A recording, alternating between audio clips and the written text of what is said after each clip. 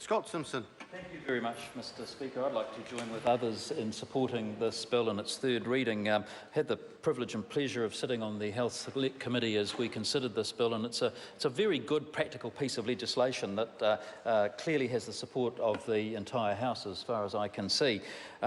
Much has changed over the years since the original legislation that created a special role for medical practitioners, essentially GPs, that allowed them to do certain things in our health system that only they could do.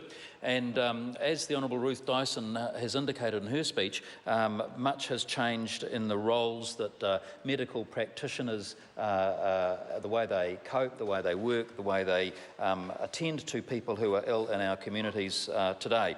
And so this piece of legislation does some really good work in a pragmatic, sensible way of expanding the range of people who are going to be able to do work that is previously done by general practitioners.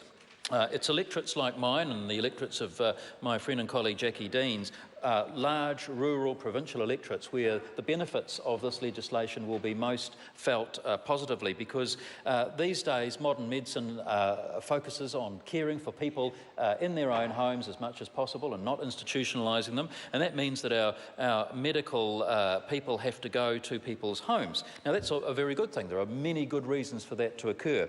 And so, sir, by passing this piece of legislation, it's going to mean that the current 14,000 thereabouts people who have medical practicing certificates as GPs and doctors, some of the 50,000 registered nurses, the 200 practice nurses, the 4,500 physiotherapists, the 3,700 pharmacists, and some of the over 2,000 occupational therapists, not all but some, will be able to take over those duties and roles and help people to get good, reliable, professionally trained medical support and assistance, often in their own home. Sir, this is a good piece of legislation. It's well thought out, it's timely, and I commend the Minister of Health, who I think is doing an exceptionally good job for introducing it to the House, bringing it to the House, and I support it and commend it.